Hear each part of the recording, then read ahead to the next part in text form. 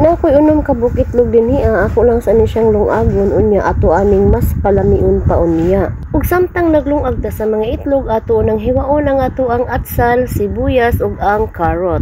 Hiwaon lang nato ni sila og pino. Unya pagkahuman ako giwaani naaday ko'y pork giniling diri ako ni siyang isagol diri tanan. Dayon timplahan og asin, granules, paminta ug liquid seasoning. I-mix lang nato ni siya og tarong hangtod nga mag-well combined. Pag okay na, ibutang nato ni siya sa pan ug atoan ni siyang lutuon. Ug samtang magluto ta sa ato ang giniling, balikan una nato ang ato ang gilungag nga itlog. Luto na ni siya ug ato sa ni siyang haunon, gibutang nato sa bugnaw nga tubig. Unya balikan nato ang ato ang giluto nga giniling, ato lang ni siyang okayon, pagkahuman ato lang ni siyang lutuon hangtod nga ma-change na ang iyang color ug hangtod nga mo-reduce na gyud ang iyang tubig. Pag okay na, ibutang nato ni siya sa bowl para mabugnaw. Ug sa pagpadayon ato nang panitan ang ato ang mga itlog. Tarungon lang nato ni siya pagpanit para dili siya mga gisi, dili siya magputol-putol. Ug pagkahuman natong panit sa mga itlog, ato na pud ni siyang tungaon. Tarungon lang nato ni siya pagtunga para dili pud madaot ang puti nga itlog. Pagkahuman natong tunga sa mga itlog, ato na siyang kuhaon ang mga yelo sa itlog. Tarungon lang natong kuha ang mga yelo sa itlog para ang puti nga itlog dili maputol. Ingon ani na ang iyahang itsura.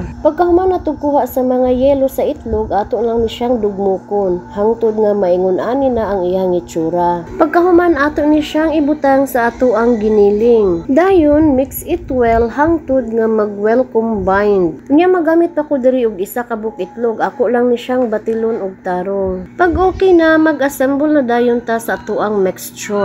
Katong puti sa itlog nga ato ang gihiwa, ato lang ni siyang butangan og giniling nga naisagol nga yelo nga itlog. Ato alang ni siyang tarungon pagbutang para dili madugmok ang puti nga itlog. Medyo matrabaho ang proseso ani pero worth it kaayo pagkahuman na natong luto kay diha na jud nimo matilawan kung unsa siya kalami. Ug samtang nag-assemble ko sa mga itlog, nagpainit na ko diri og mantika. Ato lang ni siyang iprito hangtod nga mag light brown na ang color. Di na kinahanglan nga lutuon pa ni nato og maayo kay luto naman daan ang atong giniling ug ang itlog. Pagka light brown na sa ato ang mga giprito, ato na po ni siyang baliktaron. Pag okay na, ato na ni siyang isa-isahon pagkuha ug ingon ani na ang iyahang itsura. Ug fast forward ta, mauna ni tanan ang atong naluto nga rellenong itlog ug ang pinaka-exciting part ang free tastes. Ug excited na ang all nga mukaon pero ako una ang mukaon kay para dili ta mapahiya sa atong giluto kung unsa jud ni siya kalami. Sausaw lang nato na siya sa ketchup ug